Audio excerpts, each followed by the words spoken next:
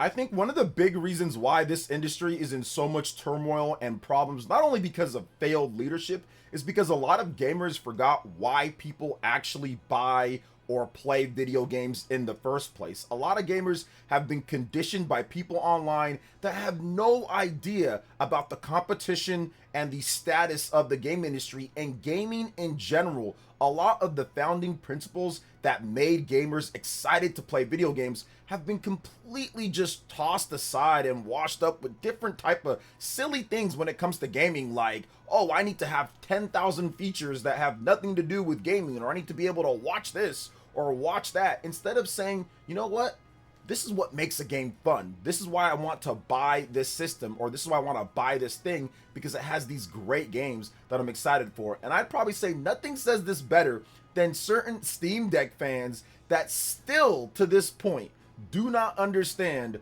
why the Nintendo Switch 2 is doing significantly better, and still don't understand why people aren't rushing out to go spend $1 billion on different PC parts to go play this game or that game. There is a really big connection to all of this. I mean, obviously pricing and what you can afford and all of that, that all factors into it, what games are available. But the biggest thing that I feel, and why I usually predict, like, this system can do this well or this system can do that well, when it comes to Nintendo, I'm good with that. But I usually make my predictions based off of the software, believe it or not. And I know a lot of you guys watching this probably thinking, of course, LJ, yeah, software sells hardware. But there are tons of people who still don't understand this. Yes, guys, exclusive software helps sell hardware. That has been something that's been a thing for a while. Now, is there nuance to this conversation? Of course there is, but I want to go over what someone said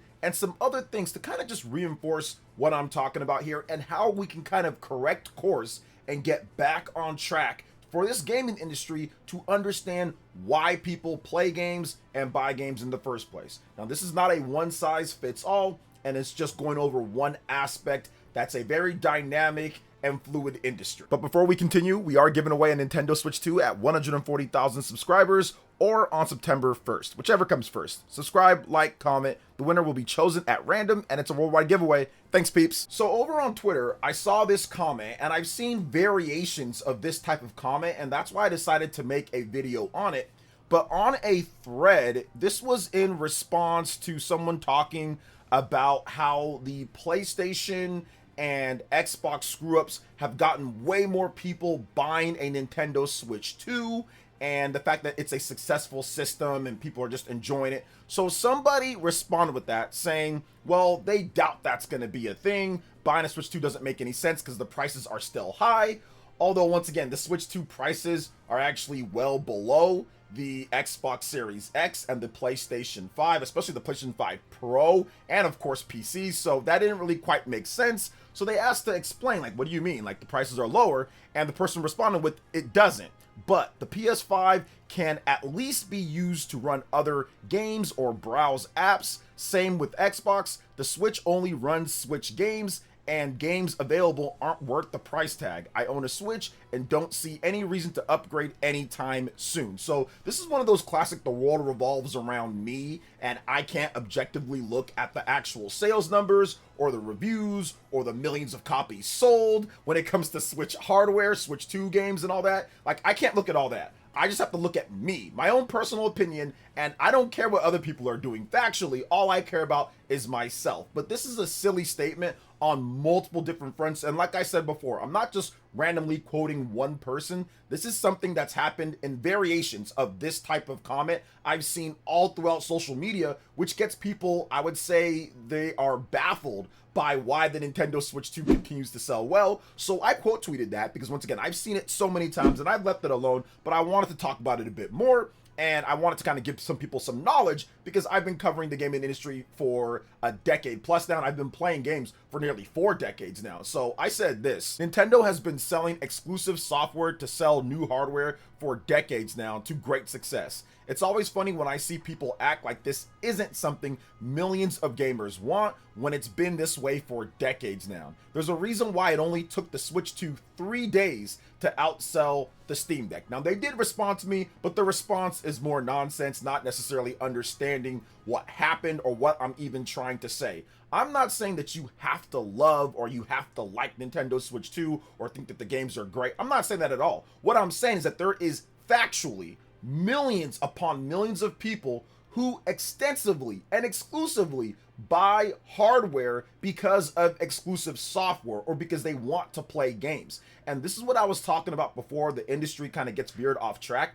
He's more worried about features and about other things like, oh, well, you can watch apps or you can do other things. That's not why people buy video game systems anymore. Maybe that was the reason why people bought video game systems with the PlayStation 2 and the DVD player, or maybe even the PlayStation 3 as a multimedia player, or the Xbox 360 or the original OG Xbox. I get that. It's part of the equation. But now in today's day, everybody has smartphones. Everybody has iPads, everybody has different tablets, everybody has all these different devices that were not around in the OG Xbox days or the PS2 days or even sometimes the PS3 and 360 days. A lot of people did not have smartphones that had all these capabilities. The apps weren't up to where we have them now. People have multimedia function in so many different facets of their life. Everybody has a smart TV these days. So the fact that Xbox and PlayStation have different types of apps and all that, that's not going to matter as much now as it did back then because people already have stuff. People are looking for games. When people buy a video game system in today's day, for the most part, they're looking for the games. They're looking for the price. They want the price to be good and they want the games to be good. And in Nintendo's case, they want exclusive games that are really good that they can't get anywhere else. That has been something, once again, that Nintendo's done for decades. Even in the lack of multimedia device era, like the PlayStation 2 and all that, people still bought the Game Boy Advance. People still bought Nintendo systems to play their exclusive games. And that's built into the fabric of competition, of capitalism, whatever you want to call it. This is something that needs to be here. This is something that I would say spurs better and more competition in games amongst the companies, and it's a good thing overall with it. And we'll touch on that a bit more later, but the biggest thing for me at least is that people need to realize why the Switch 2 has got off to such a good start, why it's the best-selling system of last year, why it's the best-selling system so far when it comes to dedicated systems of this year, and it could be that. We'll got to see how GTA does, but right now, it's leading worldwide when it comes to sales. It's a top seller in most of the regions when it comes to Microsoft, Sony, Nintendo. Who is selling the most right now? It's the Nintendo Switch 2 based off the sales charts that we have here. Why is the Nintendo Switch 2 having so much software that continues to sell 1 million copies plus? There's multiple different games already that have sold 1 million. Well, people are buying it for that exclusive software. Now, don't get me wrong. Third-party stuff is awesome as well, and it's great to see third-party games come over. That's also part of the reason why people will buy a Nintendo Switch 2. I can take this big AAA title, and I can play it when I'm at the park, I can play it lying down in bed, I can play it in any room of the house, and I don't have to worry about having a TV in that room, or having the cables, or having the extensions, or the outlets. I can simply just take this big AAA game, or this Nintendo game, I can take it and put it anywhere that I want, and I can play. That is a valuable proposition for so many people out there, and it creates a unique thing that Microsoft and Sony can't really do natively. You need other types of applications. You need other types of hardware in order to do that. You're going to need some type of handheld PC and then stream it through there, or you're going to need like a PlayStation Portal or a smartphone and then stream it from there. And it's a disconnected,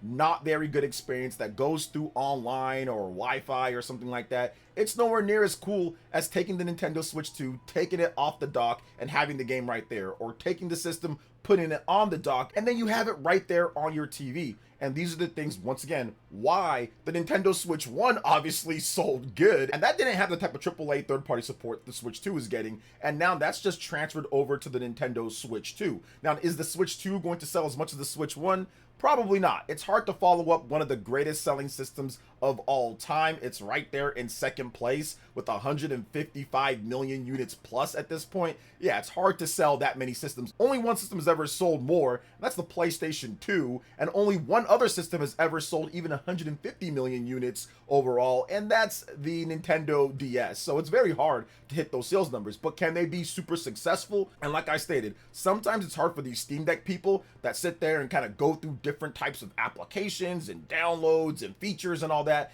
They still don't understand why Switch 2 absolutely bodied it in about 3 days. That's all it took for the Switch 2 to outsell the Steam Deck. It took about 3 days, 3.5 million, and that was all she wrote when it comes to that. And it's because of the exclusive games. It's because it's simplified. People just want a device to be able to play games. They just want to be able to play great games, and they want that to be the singular thing. They have smartphones, they have other stuff for multimedia or extra mods or whatever else people want to do. Don't get me wrong. Like, that stuff is cool. People, I think, want, Netflix and other stuff on the Switch 2, and maybe it'll come, maybe it won't. But at the end of the day, the success or failure of the Switch 2 is going to be based off of the games that are coming out. Stuff like Mario Kart World, Donkey Kong Bonanza, Pokemon Legends ZA, Pokemon Winds and Waves. You have Fire Emblem, you have Legend of Zelda Ocarina of Time Remake, you have Orbitals coming out, you have Star Fox, you have all these different games that are coming out that are exclusive, built exclusively for the platform, and that creates a value that you simply don't see with other systems. Now, this isn't to bootlick or to fanboy when it comes down to it. This can be really much said for Sony when it comes to their games. Sometimes people have bought Sony systems in the past because of their exclusive lineup, because they have God of War, because they have Ratchet and Clank, because they have certain games. And of course, they have great third party, they have good hardware. There's a multitude of factors, but this is something that the industry was built on, especially in the console war days when you're looking at Nintendo versus Sega, when you're looking at even just Microsoft versus Sony in many of the early days back in the OG Xbox and the PlayStation 2, the PS3 and the Xbox 360. They go head to head and they want to try to outdo each other, and they want to try to build the biggest and best games so they can sell to their base. Now, things have kind of changed a bit. We do have some cross-platform stuff. We do have some Xbox games on Nintendo and Xbox games on PlayStation and PlayStation games on Nintendo or PlayStation games on Xbox. But at the end of the day, a lot of them still want to have their exclusives to highlight what the system does. Asha Sharma has now went back on having all their games on everything and pulled Gears of War E-Day from being on PlayStation, and the Clockwork Revolution game also, that's going to be a Xbox console exclusive. Now, whether it's going to work out for them or not, we'll see. But I think that they've flip-flopped so much to this point that they've lost the confidence of the fans, whereas Nintendo and Sony still have that. You're still going to get your God of War Lao Fei exclusive. You're still going to get your Wolverine exclusive. You're still going to get your Sorrows, or you're going to get your Returnal, or you're going to get your Ratchet and Clank. You're going to get those games exclusive built for the PlayStation 5, and that's been one of the things, along with the third-party support, that's really fueled PlayStation. But for Nintendo, it's an even bigger priority and preference considering the history of Nintendo and what they've done to great success. The Game Boy, the NES, the Super Nintendo, the GBA, the DS, the 3DS, the Switch 1, the Switch 2.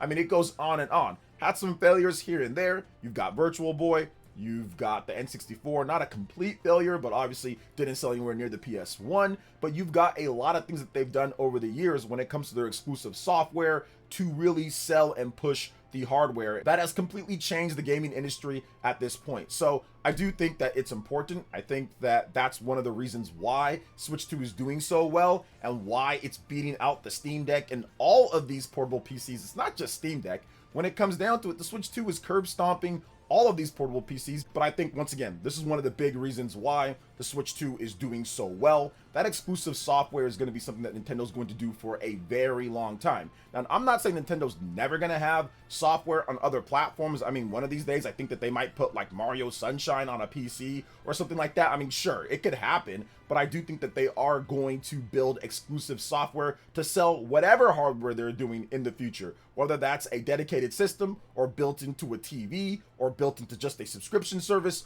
or streamed. There's always going to be something exclusive that they do built into what they are on or what they are doing, whether it's a sub, whether it's TV, whether it's anything. They're going to make sure that they have that exclusive to sell their service, to sell their games. So that's just something that they're always going to do.